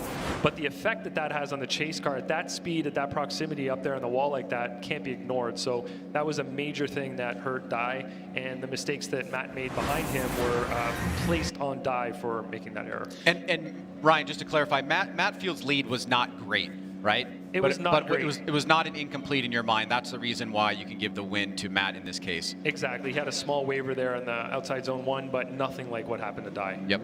Thank you, Ryan Lontaine, for elaborating on that outcome. Congratulations. Matt Field does continue on. Right now, Dylan Hughes, Ken Shiroguchi. Dylan Hughes, oh boy. And Ken Gucci, Ryan, just another scenario. No. As Dylan Hughes continues through the course, Ken Gucci, I just have to imagine frustration is filling that cockpit as Dylan Hughes, that Permatex Fast Orange Rain-X BMW, crosses the finish line. The contact on that side, Ryan, I'm flabbergasted. I have a lot of sympathy and empathy for Ken Gucci, man. Just just a veteran of the sport. Just another problematic run. Well, see right here, I think he doesn't even really initiate by the last standing point where you can initiate as the chase driver. So I think that's going to really go against him. It doesn't help that he hits Hughes right here coming off of outside zone 1. So in the chase run, it could potentially be an incomplete for Ken Gucci. Now, what that would mean technically is that Hughes is still going to have a judged lead run, but it does put Ken Gucci at a very, very big disadvantage going into the second part of this run. The other thing that I'm thinking is, okay, Spotter, who's Dylan's dad, hey, Ken Gucci didn't initiate properly and he hit you. If you're chasing that down, you don't want to risk it and potentially go into the wall, get contact, and write yourself off. Yeah, I mean, thematically, we've seen a lot of mechanical issues. Some of them 60-cent parts, like we talked about last night from Ken Gucci. So I know, but I'm saying Dylan chasing that down. How much do you trust Ken Gucci leading aggressively? So how much does Dylan dial it up? Does he go to? I mean, because we want an active chase. We've talked about inactive chases. The scenario here is how much trust. Hey, trust fall, bro. Catch me. How much trust do you fall? That's what I was trying to get to. Is because we have a history of Ken having these issues this year mechanically, it is hard to have a lot of confidence in this chase run going up against him. And I feel, I mean, right? I mean, you feel for Ken Gucci. We've seen the young man grow up. Absolutely. I mean, look, he is a veteran of the sport. When you have mechanicals and you can't go out there, I mean, it's the same thing that's been going on with Chris this year. Yeah. Right? It's just frustrating for the team and for everybody. All right, regardless, Ken Gucci wants to put on a show, and he could step up, and right now he is rising to the occasion. So Dylan Hughes really does need to apply that pressure, but he does have the advantage, as you said, Ryan. Now going to that second outside zone. Dylan Hughes doesn't get all the way out there, but like I said, he might be a little timid here as he knows what just transpired. If he keeps it where the rubber meets the road, looks like Dylan Hughes will be getting the victory and advancing on 16. And that does look like it will be the case, unfortunately, for Ken Gucci, that Toyota Racing Greddy, Toyota GR Supra. But the Permatex that fast orange vehicle there, the Royal Purple Rain-X vehicle, will advance on 16. Well, this is more what we want to see from the lead driver. Aggressive initiation, back on throttle early, getting deep into that outside zone. It's not perfect, but this is much more of what we want to see, what the judges want to see. However, I believe that everything kind of hangs on that first run. And what we would need to see here from Dylan in the chase position is a similar or worse mistake than what Ken had in his chase run. And I'm not sure that we're going to get that. Unfortunate again there for Kenshiro Gucci. We'll be getting some words with Dylan Hughes right before 32 ends, talking about his new project, the Permatex Flat Out 200. He's going to get a 200-mile-per-hour run on a Kawasaki Ninja ZH2 at the Salt Flats the day after the St. Louis event. And let's make it official. Dylan Hughes, he's flat out going to the 16. So again, we'll have some words with him talking about his new project, 4 wheels, not 2 wheels, before the top 32 ends. And now it looks like Lorette Nickel is with another top 16 competitor, Travis Reeder. Well, she might be red, but it's not all red, and the team was working on cooling her down after a one-more-time battle. Travis Reeder, how did you keep a cool head? So one-more-times are always one of those things that are a little tough. So some guys like to look at it as kind of no one wants to go one more time usually, but if you have the right mindset to use it to your advantage, there's things you can learn for the second run that you can improve on. So I like to keep that mindset to already have data gathered from the first lap so we know what we can fix to try to win. So I'm stoked on that. It's hard on the cars to go 2 laps or 2 sets of runs. Keeping them cold is pretty tough. So it's always hard on the car, but we try to keep it in line. But we had an awesome couple battles with Jeff, and I always love driving with that dude. He's super stand-up, and yeah, his team did great. My team did great, and we just happened to come out on top this time. I'm sure he'll get me next time. So. Good luck, Travis. Guys. Thank you, Lorette, as Josh Reynolds and Jonathan Nairn are on the start line. Josh Reynolds, we saw him last year out here. Great to see him back out here. And we are excited to see Jonathan Nairn, who's changing vehicles from last year to this year. These guys, you can see the numbers there. Josh Reynolds qualifying 12th compared to Nairn qualifying 21st. But that was in the wet. How are they going to handle the dry? Reynolds will lead, Nairn will give chase as they make their way through the start chicane. Let's see what Reynolds got for Nairn. Already a gap being created, but Reynolds keeps it high. You can see that. Nairn some wavering and middle of the line, middle of the bank. Reynolds taking that wide line. Nairn has to check up down to the second outside zone. Both these guys a little sloppy coming into that final outside zone. Let's see if they can tighten it up as Nairn, I believe, doesn't get all the way out. Going to take a different perspective with that. You can see that smoke signal getting in the way, Ryan. Well, as you mentioned, the combo of Reynolds and Yves Meyer, the twin vehicles, really stepping up their qualifying game as Reynolds takes a lead here against Nairn. Let's see how he can do head-to-head. Gets pretty high on the bank. You see a little bit of wavering there, but notice that Nairn is down further on the bank. As Reynolds pushes out, he goes mid-wide there. Judges will kind of want to see a little bit more mid. He does drop a tire there, but he does not hit any of those pylons. He kind of got into the middle section of outside zone 3, just in the perfect spot. And right here through that final outside zone as Nairn is clawing through to try to get to him in that smoke line. He does a pretty good job there to finish things up. Here it is on the bank. You can see just rubbing the wall for a second there, trying to not overcommit to that section. That's probably why you saw a little bit of that wavering there as he was trying to get settled. But now we will switch things up as Jonathan Nairn will now take the lead. Here is Nairn getting the fresh, clean air out front. Or not so fresh, still some smoke in the sky, but the wind is whipping, so it's nice how it's clearing it out. All right, Nairn, Manji entry in front of Reynolds. Nairn looking a lot more comfortable out front. Don't even see the back half of that car. Turns on the smoke machine. Middle line, that's where you properly want to go, as Nairn looking a lot more comfortable out front. Now coming in transition to that final outside zone. Reynolds, you see, makes a quick correction there. Ryan, lead versus lead, chase versus chase. That's the first thing that comes to my mind. Reynolds out front, you know, just overhearing and seeing what we talked about on the initiation is kind of some wonkiness to it, and that's a hard act to follow. Nairn, a lot more comfortable out front. What are your thoughts? Yeah, definitely looked like Nairn, took advantage of the lead position here. Not afraid to kind of drop down. He obviously has the right of initiation there. See how settled he is up on the bank. Now he's kind of mid-line on the bank, but you can see that gap is established, and that should have been an area where we wanted to see Reynolds attack. Now right here on outside zone, he just gets to the front of the line, which is pretty good, and Reynolds falls back, and then you can see that loss of angle there for a second, and he's kind of struggling here on this final outside zone to not only keep pace with Nairn, but also kind of stay stable and lock into the right amount of angle, even if he can't get proximity. Slide him left for Reynolds, right for Jonathan Nairn. It looks like Jonathan Nairn will get the victory. Unfortunately for Josh Reynolds, he is knocked out. So we are halfway through our top 32. We still have a couple bye runs, Osbo, Essa, but we still have some battles that are going to go down. When we come back here to Lake Erie Speedway, you can see our top 16 bracket shaping up. We have one half already filled. When we come back, more action here at round 4 of the Formula Drift Pro Championship. This is deemed Borderlands.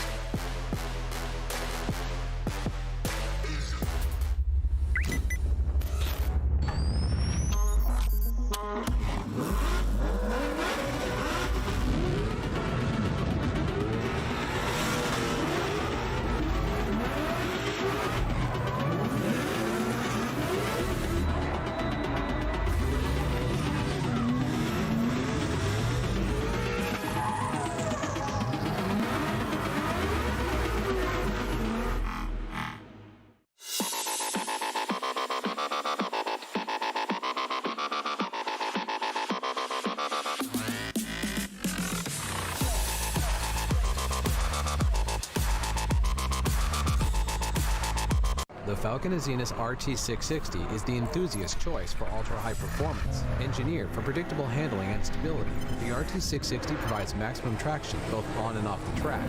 Your competitive edge has arrived with the Falcon Azenis RT660.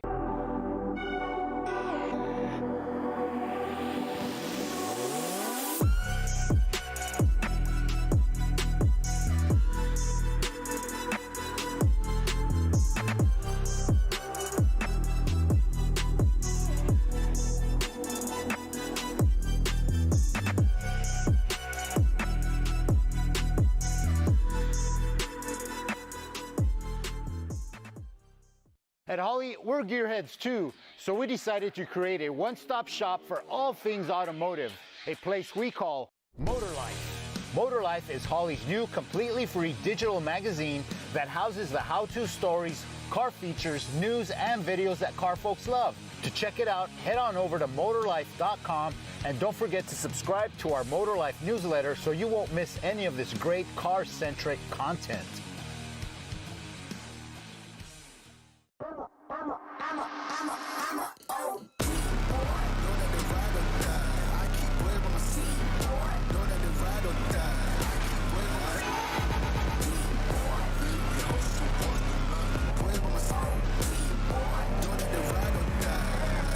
My name came up a lot of sounds, more when I was not around. Certain people that I know, they ain't no longer about. Certain people that I know, they ain't no longer All right, welcome back. If you haven't downloaded Torque Drift, please do. You can feature all new Adam LZ's 2021 S15 livery and sticker pack. It's landed here in Erie. And remember, we do have quite a few parties going on. We do have a halftime break because this is exclusively a pro round, not including Pro Spec. They're taking a hiatus till we see them back at the Gateway of the West in St. Louis at Worldwide Technology Raceway Park. And then we'll continue on. We're going to go to Long Beach. Excited to go back to LBC. And, of course, ending it with exclamation point at Irwindale, California, the House of Drift. And I feel like this is baby Irwindale here, as here is how our things are shaping up.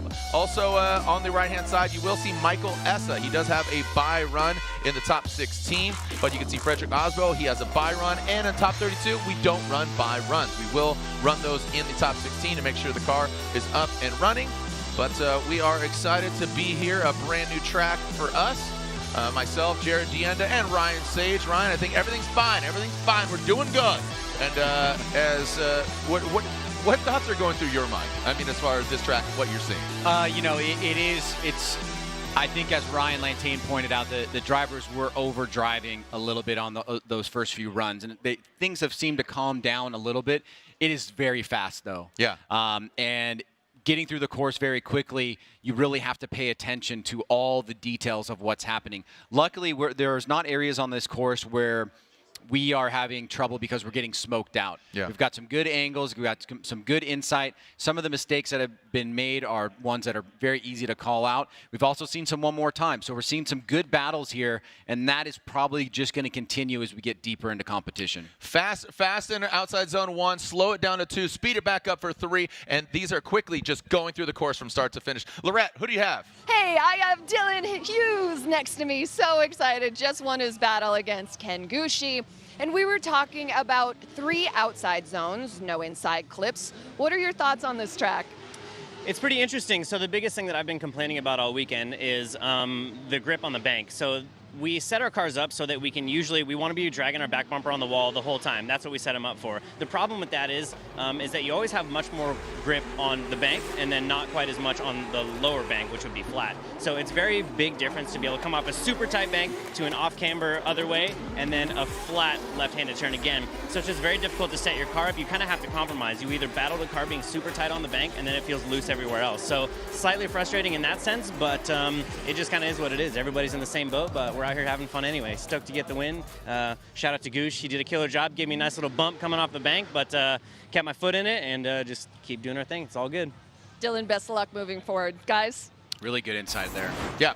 love that. And again, getting to see that replay while Dylan's talking gave us great insight. And like I said, good sportsmanship. I know interviewing Ken, probably not the same jovialness that Dylan Hughes harnesses, but that's just the way the cookie crumbles. 2 men enter, 1 man leaves. Brandon Sorensen, this young man, just 16. I believe he turned 17 years old, if I'm not mistaken. But Rome Charpentier, moving from San Diego, now living in the Inland Empire. But 2 fun-loving competitors. Brandon Sorensen really making a name for himself, you know, winning, I believe it was the U.S. Drift event last year, and then moving up to Pro, going from Pro 2 to Pro. So here we go. Brandon Sorensen, Rome Charpentier, the Garagistic E36. Here we go. Brandon Sorensen initiating into the bank. Great angle there from Brandon Sorensen.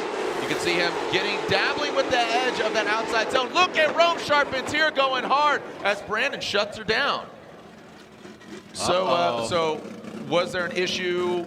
I mean, the contact. This is, Ryan, we haven't talked about this in quite some time. Elaborate on contact, because there's degrees of contact and implications. Yeah, the Formula Drift judging regulations definition of contact just means that the cars touch each other, but the battle continues. If the cars touch each other and the battle stops, that means collision. Now, the difference in terms of the protocol there is that once it's a collision, somebody has to be deemed at fault. Now, let's take a look at this right here. Now, the decel zones that we showed up on the screen are at initiation and before outside zone 2. That is not an official decel zone. Drivers should be on throttle there. So I'm already hearing a judge saying, can we get that again, right? And we did see Sorensen kind of start the smoke line starting to dissipate a little bit. And that may be what the judges are wanting to look at. As we take a look here, there's the momentum zones. And that's basically, you know, decel momentum zones where you're going to kind of lift real quickly going into the outside zone 1. Then going in from outside zone 1 to 2, middle line going into outside 2. You are going to lift. You're going to see a break in the smoke trail, slowing it down. And Ryan, you're pointing here on the map. Nobody can see that, but you're claiming that Brandon Sorensen was slowing down a little earlier than as prescribed? That's where the collision happened, right? So drivers should be on throttle there.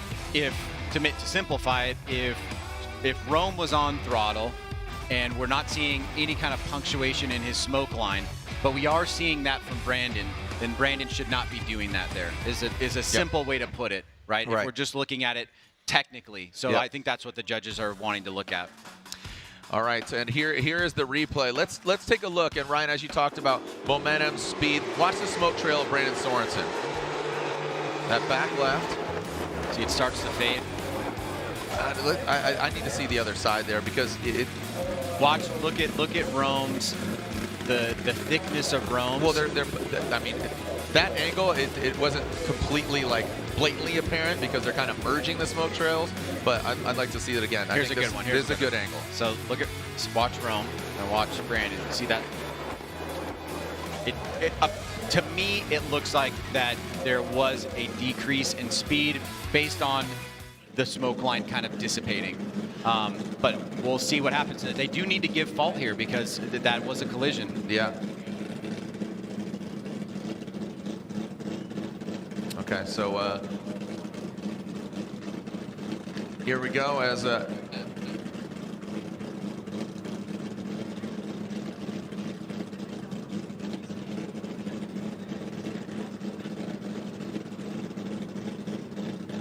all right, here we go. So it looks like both of the vehicles are operable, Ryan. There will be somebody that does get deemed contact.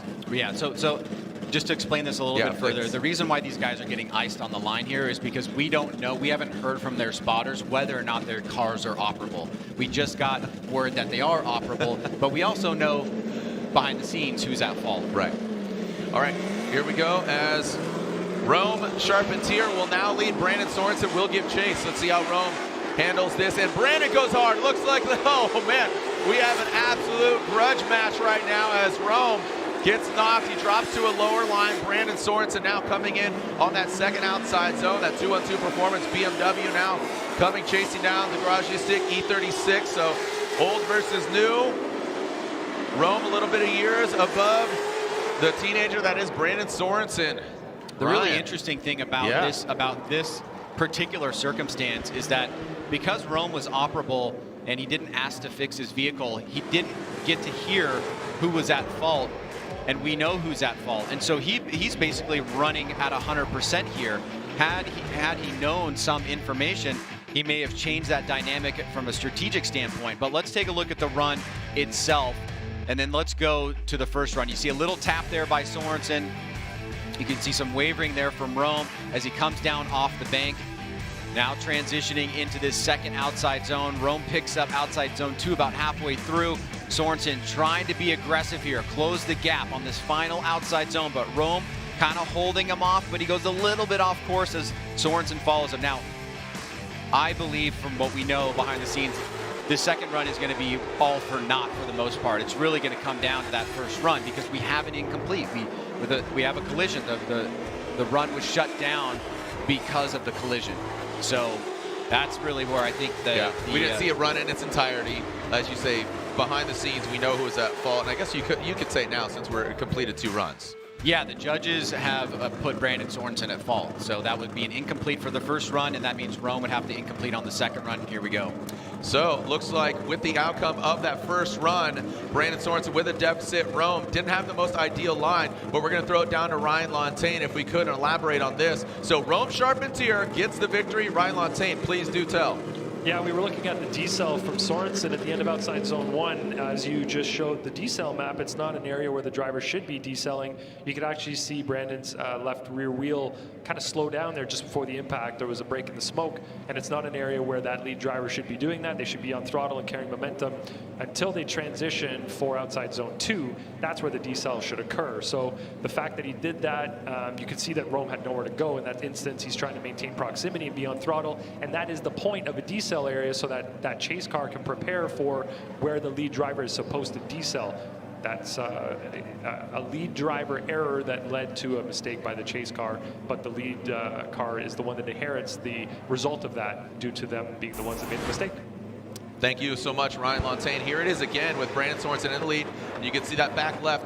So the rim becomes more visible, and that's a clear indication of the smoke signal being minimized and the wheel speed and the momentum and the slowing down. If you see 2 cars coming together and the lead car has a smoke line that's dissipating, that's a really good sign that the lead car is decelling in an area that they shouldn't be. So Rome really had nowhere to go. I think that's a good call by the judges. But let's keep moving right along. Yves Meyer versus Kyle Mohan, our next battle up. So also, Ryan, it will be noted that Rome Charpentier, with his advancement in the top 16, he will do battle against Frederick Osbo, who was our number 2 qualifier who got that bye run. Now, Yves Meyer, he did go into the wall earlier. That's why he doesn't have that front right corner. He was chasing down Essa in practice and took it hard on the wall. But I'll tell you what, Kyle Mohan, he is out for blood. His second qualifying run was definitely aggressive, and he gets aggressive, but loses a lot of ground with that angle. Now, Yves Meyer continues on through the course. Yves Meyer now coming into that second outside zone, leads Kyle Mohan, hits it and quits it.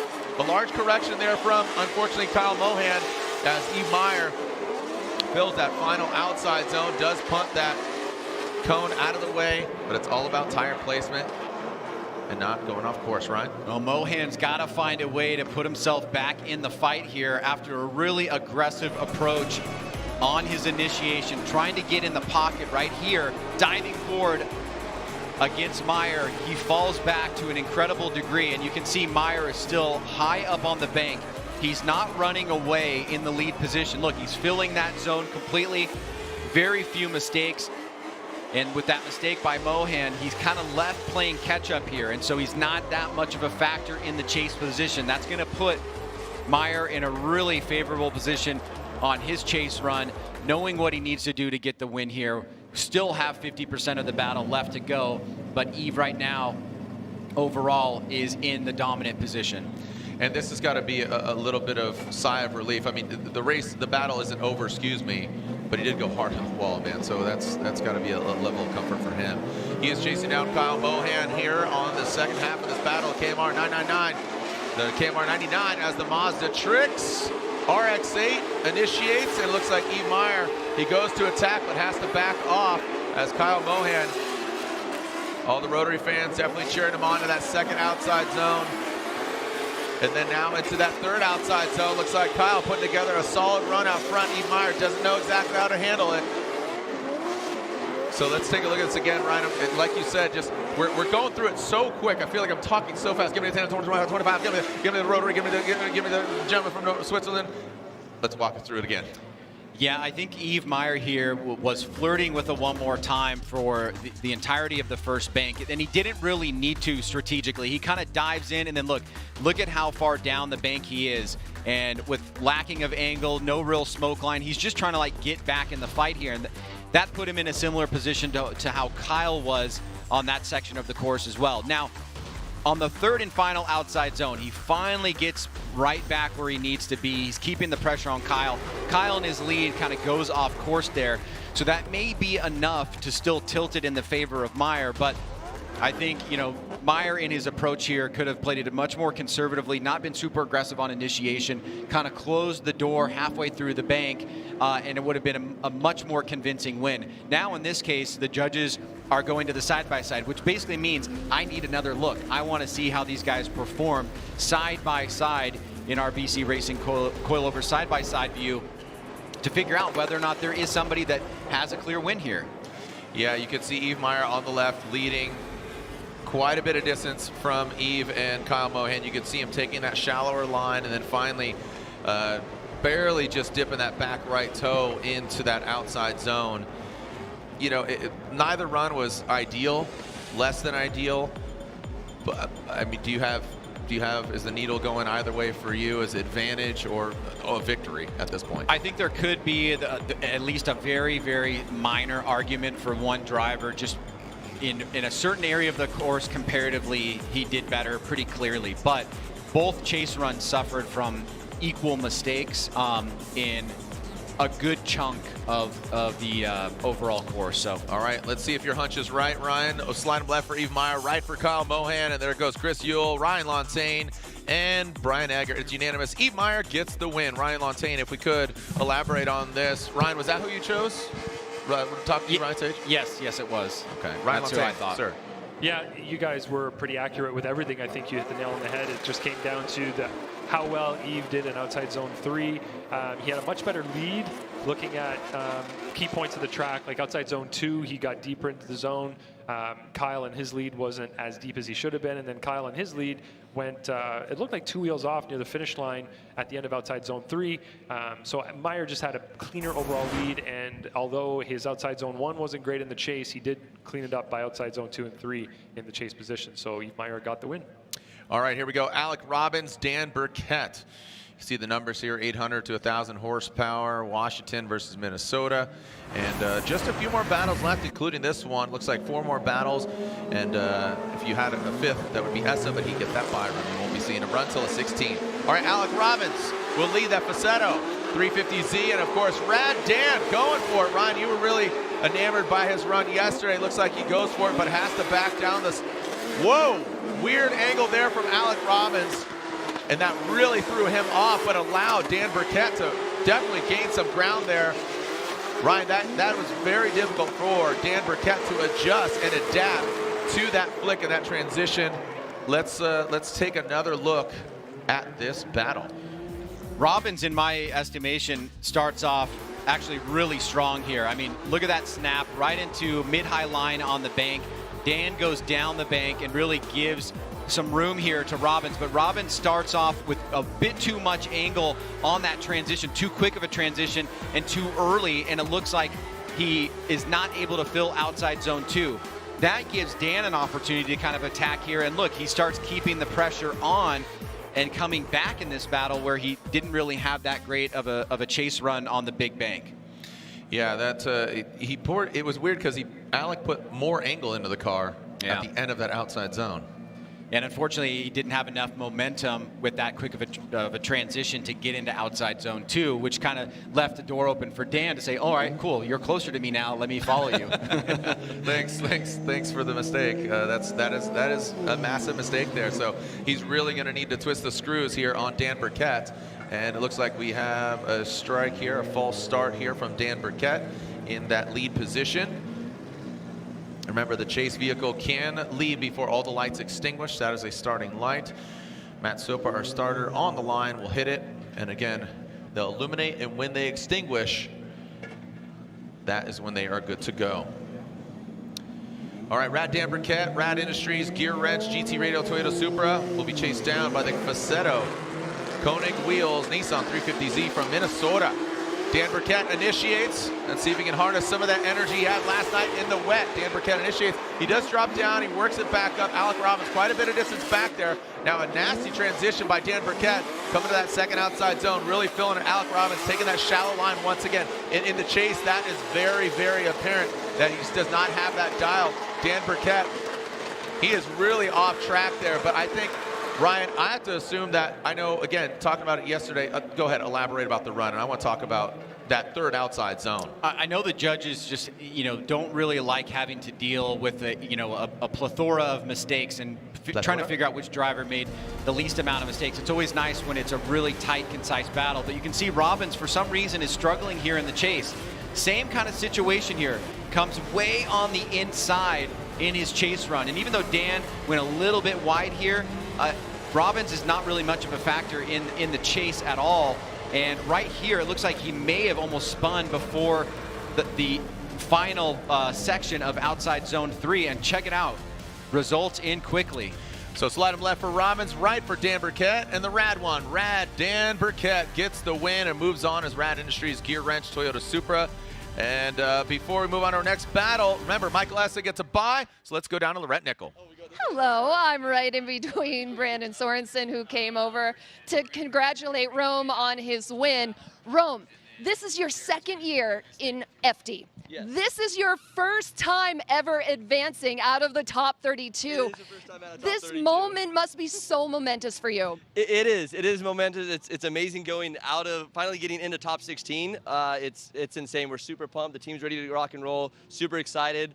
It was crazy because at the beginning, the guy standing next to me, Brandon Sorensen, was like, hey, come on, hit the door, hit the door. So the whole goal was to ride as close as physically possible, and then I guess he ended up having a mechanical failure, which would have brought us together on the bank. So I really would have liked a whole entire clean run with him because he's a phenomenal guy. And we battled almost actually all the way through Pro-Am. We both got our licenses battling each other. So it's really awesome to do that. But yeah, this is the first time in top 16. The team's super pumped. We're super excited. We're pushing ahead. The next battle is Osmo, so you better be ready, man. Here we go. This is going to be awesome. Good luck, Rome. Guys, back to you.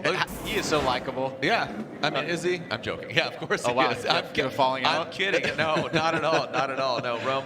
He's invited to. He used to play golf, amateur. So he's like, hey, bro, we should go play golf because he lives closer to me now. So little side note there. Jonathan Hurst. Smile on his face. Jonathan Hurst, Vaughn Gittin Jr. Yeah, he is a likable cat, and again, he's having a good time. So congratulations to him. First ever top 16. Jonathan Hurst going against the reigning defending champion, two-time champ, as this will be a restart here for the Cash Racing G37. And Ron Gittin Jr. will chase down Hack One. There we go. As the G37 and the Ford Mustang of Vaughn Gittin Jr. the Monster Energy Nitto Tire Ford Performance Mustang RTR Spec 5D. Should we explain that, or you think everybody knows restarts? Please. No, please. So restarts can happen if the lead driver jumps the light, leaves early, or knocks over one of those cones. They do it 3 times in a row. It's get out of here. Yep. It's the only stick and ball basically scenario, a reference that we have here in drifting. So you can see the lights there extinguish. Now you can leave the start line. Jonathan Hurst, clean start. Here we go. Let's see how the G37 handles that Mustang in the rear view mirror. The chrome nose diving in. Jonathan Hurst not exactly the highest on the bank there, midline, the proper line, allowing Vaughn Gittin Jr. to gain some proximity. Hurst throws it in. Looks like he took kind of an A to B and then bones out of that second outside zone and then into that third outside zone. Ryan, I want to talk about that third outside zone. Those white lines, the multiple white lines, they are getting ran over quite a bit. And I know the drivers are talking about how difficult it is even to see that third outside zone. Yes, absolutely. And from above, you can kind of see that the latter part of the zone is actually still painted pretty well. But as we get a good look at the battle here on the first run, you can see Vaughn kind of wanted to try to close the door halfway through the bank, but Jonathan Hurst didn't quite let him there. Hurst comes out of outside zone 2 quite a bit early. And as we get into this outside zone here, Vaughn is now putting pressure on the lead driver, but you can see Hurst is going way wide there. Brings that second outside zone. Jonathan Hurst, shots fired, literally out of his hood, taking that shallower line. But Vaughn Gittin Jr. filling all that third and final outside zone. unfortunately, Jonathan Hurst being dealt a very monstrous, literally and figuratively, battle here against Vaughn Gittin Jr. Wow. Well, this is definitely going to okay? be one that the judges are going to be scrutinizing very closely. Let's get a good look at it here as we take a look. This is the shot that the program room has been using for side-by-sides. Hurst, you can see way down the bank there, then speeding up to try to catch up to Vaughn Gittin Jr. Vaughn coming off outside zone 1, midline. That's definitely what the judges want to see, but Hurst tucking up on the inside, following very closely there to outside zone 2. Really good job by both drivers there. Hurst with the high point, but then he doesn't capitalize on it. He falls back. He does not fill outside zone 3 at the beginning, and he kind of lets Vaughn get away. Vaughn came off that zone a little bit early there, but outside of that, did really well in that zone overall. Yeah, some great execution there from Vaughn Gittin Jr. Unfortunately, Hurst, like I said, just that's a big battle. It's a big arm wrestling match here as Vaughn Gittin Jr. will get the win. Jonathan Hurst in that Cash Racing G37. We'll see you in St. Louis as Vaughn will advance on, but party in the pits, 6:15 with the RTR Fun Haver boys. Go have some fun with them at 6:15 here in the pits. The Pedal Commander Burnout Box being utilized here. 2 more battles left. So just an FYI, it'll be Vaughn Gittin Jr. versus Michael Essa. Now this is somebody who we've seen just have a lot of gremlins here, and he's going against second in points, Odie Bakshis. This should be an interesting battle here. And we keep talking about Matt Field, right? Just obviously leading the pack. Also Osbo, like I liked what you said about, I don't feel like we've seen the absolute Osbo-esque Osbo of yesteryear. But somebody who's quietly making no noise is Odie Bakshis. Yeah, he has definitely been a driver that over the past couple of years we would have easily said, you know what, a championship is in his future. Now, the question is whether or not it's going to be this year. And certainly very, very plausible. He started off some seasons with incredible momentum and then kind of faded. But this is a tough situation to be in here. It's a tough situation for both drivers because Chris goes into the bottom 8 and then naturally puts himself in a position where the higher qualified drivers are going to be the drivers that he's more likely to face. That just happens to be Odie Bakshis. That is big trouble either way. At the same time, in a weird kind of way, if you face a championship contender in an early round and you are a championship contender, right, it's a huge opportunity to take out a foe. Yeah, Forsberg came in 10th in points into this round of competition. Odie Bakshis currently sits there in second, and right now, Odie Bakshis high on the bank. Chris Forsberg a few vehicles back from Odie Bakshis. Now transition that second outside zone. He knows he needs to apply the pressure because I know Odie definitely will. Oh, and Chris Forsberg transitions. Look at Odie. Way off course, both of them on either side of this course and this track and the line. Oh, Forsberg shuts it down before the finish line. That will be an unfortunate incomplete there for Forsberg regarding this. Let's take a look at it again here, Ryan. I don't want to say that we were building to that, but it did not look like the standard Chris Forsberg that we've seen in the past. Watch on the initiation right here. He's going to come a little unstuck. He taps the wall. Now he's kind of wavering a little bit here. He's falling back. He's not putting the pressure on Odie. And my eyes were really kind of fixated on Chris mostly in this battle because right here as he transitioned, he came on a tighter line. And then as we get to this final section, watch, he's going to shut it down right here. Now that is a for sure incomplete, right? Odie knows that. His spotter knows that. He's at a huge advantage now going into the second half of this run. And it will be noted that, you know, Odie did have 2 tires off on either side. Like you were looking at Chris, if you looked at Odie, his wasn't an ideal run either, but straightening out, that's a massive, yeah, massive he mistake. definitely had 2 tires off at the beginning of that third and final outside zone.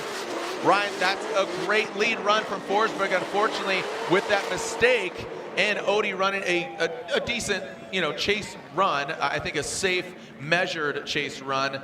That's the needle's going to go the way of Odie Bakshis. Yeah, we would have need to see an incomplete for Odie Bakshis in order to force a one more time here, and we just don't see that. And yet again, the Gremlins strike control over the 3-time champion, and this vehicle just not able to kind of fix what they need to fix and have it be reliable and dependable in the moments that matter. In New Jersey, it was all the way into the finals, and so you could say that that was you know, if it's going to happen there, you want it to happen in the finals. In 32, it's just a really, really tough break. And there it is. Slide him left for Odie, slide him right for Chris Forsberg, and Odie Bakshish will get the win. Unfortunately for Chris Forsberg, and we have one more battle left. This should be a good one, but Chris Forsberg is knocked out in 32. Again, 10th in points coming in, and Odie, who sits in second, definitely a good opportunity for him as we are throwing it down with Lorette Nickel. Lorette, who do you got? Hi, guys. Vaughn getting Jr. down here after his win. Vaughn, you were just looking at your tires. What's going on there? Well, this is the first lap that we've had back to back, so we can see what the tires are doing during a complete cycle. Whereas in practice we go one, cool, one. So now after 2 hot laps, we can see what the tires are doing and make some adjustments as needed. So we see a little bit we can do to get a little bit better wear and also get some more traction. What adjustments do you think you're going to have to make? We'll just add a little bit of camber on the left. The outside is wearing a little bit less than the inside. So when you have that, you put the tire on the contact on the ground better. It helps with heat. It helps with everything. So this is a little fine tuning. Okay, Vaughn, thank you so much. Jared? Thank you so much, Lorette Nickel. Well, up here in the booth, we got a special guest, Dylan Hughes. Dylan, what's up, buddy? What High is five. going down, my Congratulations. friend? You got a smile on your face. You're moving on 16, but we're talking about another special project, the Permatex. What is this? You're going 2 wheels, baby. Permatex Flat Out 200. We're going to the Bonneville Salt Flats, and we're going 200 miles an hour on 2 wheels. Okay, we'll get into that in just a little bit, but we'll talk about that. Dylan Hughes, I want you to hang out here with me and get your insight. This is something new for you. Ooh, yeah. Have you ever watched an FD round up here in the booth and maybe get some insight? You're looking at your fellow competitors. One of these guys you might actually meet. Taylor Hull, Wataru Masayama. I don't want to call you out and just be like, who do you think you're going with? But Taylor Hull, Masayama, it is difficult because how difficult is it going from the wet yesterday to the dry today? Well, I'll tell you, this track is completely and totally different. So we're just dancing on our tippy toes in the rain yesterday, just trying to make it around the track without flying off the end. And this is going to be interesting. Here we go. Taylor Hull out front, Palm Cams next tire. Cadillac ATSV, Masayama, the Buy Now Japan S15, throws it in right to the side of Taylor Hull. Taylor Hull keeps it high and tight. Nice job by Taylor Hull. The boy from Georgia, as Masayama struggles to get high on the bank and even have angle. Now coming to that second outside zone. Taylor Hull needs to run his own line in order to continue on even in the top 16. Looks like he struggles on that transition into that last outside zone. A lot of grip has got to be laid down with that new surface, all the rubber. So, Dylan, your quick assessment. It's not easy, is it? Man, I don't know. You guys' job is really tough. This is crazy. So first thing that I noticed was Masayama just having that straighten on the bank. You can't deny that happened. Hull had a really good run in the lead. He's dragging his bumper on the wall there a little bit. But yeah, there it is with that straighten a little bit with Masayama. Hull comes off the bank looking sick. Nice transfer, clearing that zone. But then watch how he transfers a little bit early right here. Watch, it goes snap. And then he ends up a little bit shallow off that outside zone, but at the end of the day, I really don't think that's as bad as that straighten from Masayama. Yeah. All right, so let's talk about the 2 wheels. So, are you scared? You're driving a Kawasaki Ninja ZH2. You're trying to go 200 miles per hour. The bike is limited at 175, so you got to throw some more HPs at it. Yep, throw some more HPs at it. And the biggest thing that we have to consider is that this thing is going to be on a very, very loose surface, and it's a flying mile. Don't forget. So it's your average speed over 1 mile of racing, essentially. So average speed over 1 mile. And you're doing this the day after St. Louis. So you're leaving FD St. Louis, Worldwide Technology Raceway, and you're going to which exact salt flats? This is going to be the Bonneville Salt Flats in Utah. Legendary. Well, dude, I wish you the best of luck. And again, we'll get back to that in a moment. Masayama here now initiates. And where's Taylor Hull? Taylor Hull, quite a few vehicles back. You got to think, though, Masayama does have that major straightening. I would consider that an incomplete compared to Taylor Hull. I don't consider it's an inactive chase, but as long as he keeps it clean, keeps it sideways, doesn't go completely off course, straighten out, make some corrections. Where are you at? Masayama, Taylor Hull, crossing the finish line. Dylan, Masayama had that major mistake on their first one. Yeah, Taylor Hull, he's back there quite a bit, but I think the needle's going to go his way. Yeah, I agree. I think that that bank, he definitely could have been a little bit closer, but I get it, man. That's a tough spot to be close on. If you miss that initiation up just the teeniest little bit, like it's that you're just playing catch up at that point. But at the end of the day, I don't think it's going to be enough to overturn the judge's rule against that straight on the bank. Yeah, to offset that, you need to do something equal or greater than, and Taylor Hull did not do that in that scenario. So Taylor Hull, you saw him you know, I think he was probably going to play it safe. He's like, oh man, Masayama, he's got some go juice. So he just pieced out from him, it seemed like, in that S15. But here's our BC Racing graphics, the side-by-side, the official suspension of Formula Drift, go for gold. While we take a look at this in the judges' review, how hard is it going to be 200 on the flats? Like, is this realistic? Is it feasible? What are some people who you like to think? I mean, obviously Permatex, but is it realistic? You can hit this 200 mile per hour? I think it's realistic. The biggest thing that we're going to have to battle is the aerodynamics of the motorcycle. Yes, a motorcycle, you can get one that will do 200 from the factory, but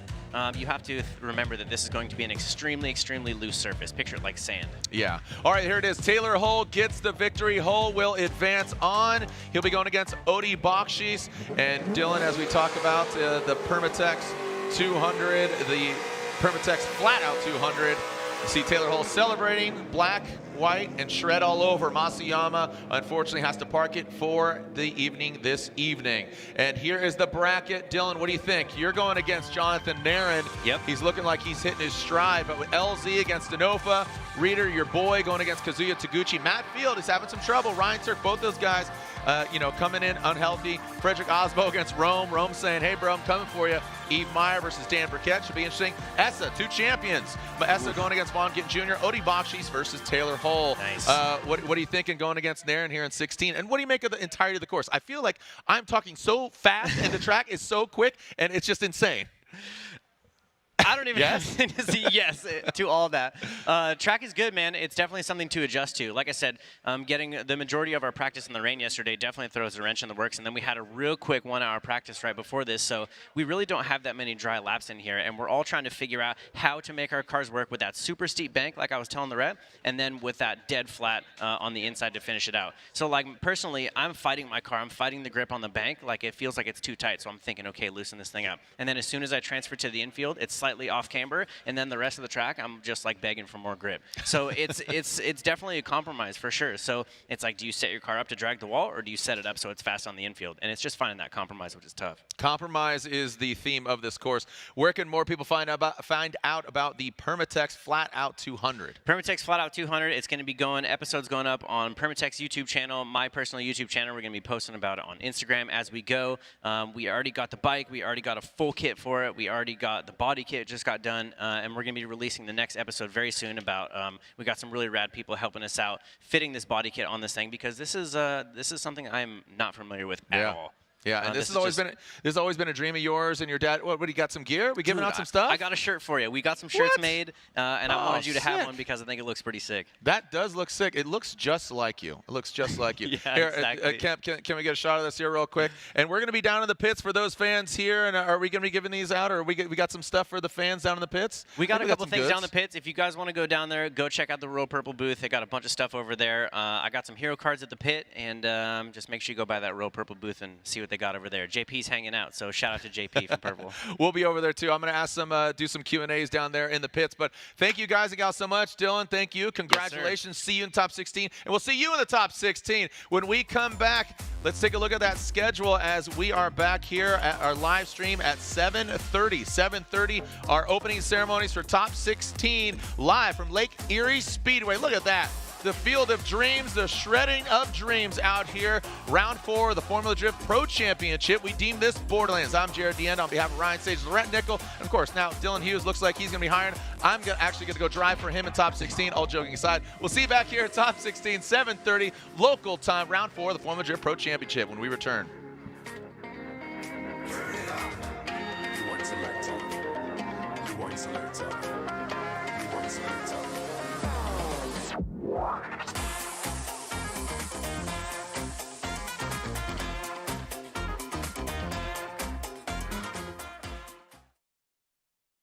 I'm Dylan Hughes, Formula Drift Pro driver, and me and my dad have had a dream for over a decade of going 200 miles an hour on the Bonneville Salt Flats on a motorcycle.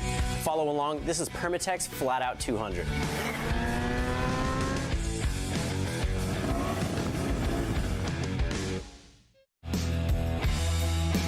Don't you think this one would work? I really feel like it would. Like titanium exhaust, 1000cc, ready to go race bike. That thing's insane. Insane. That's what we're looking for. And this right here is what we landed on. This is called the Kawasaki ZH2. So this is a 1000cc supercharged motorcycle. This thing makes just shy of 200 horsepower to the wheels, and it feels like it. So the thing with this bike is we went out to the showroom floor and we bought it brand spanking new. So we rolled this thing out of there and I rode it back, and the first time I rode it, I like got off of it thinking, how is this legal? How do they sell this to people? Like, it's unbelievable. This is crazy, let's go! But I get why people do it. I mean, it's a whole nother level of like tunnel vision video game when you're riding this thing. Like, it's pretty gnarly.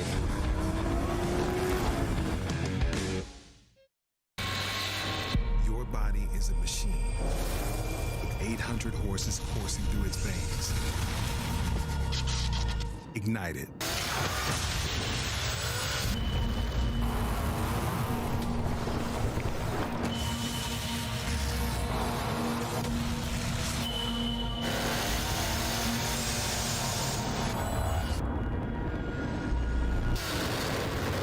Synergy, human horsepower. I'm Dylan Hughes, Formula Drift Pro driver, and today we're going to talk about Royal Purple HPS and what actually goes into it.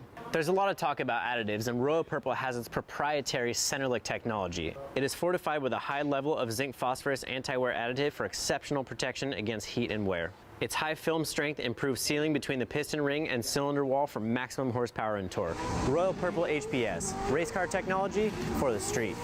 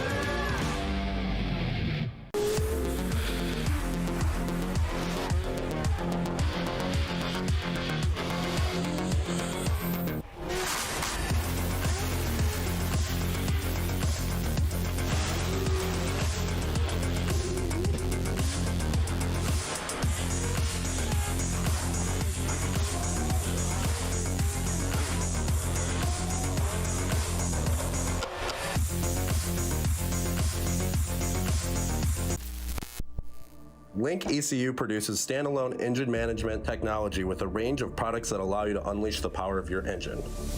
Acting as your car's brain, Link ECUs control electronic fuel injection and ignition. A magnitude of sensor inputs and outputs ensure your engine exceeds your expectations. Built-in safety features guarantee engine protection, and data logs keep you informed on its performance. Smoke your tires, not your engine, with a world-leading Link ECU.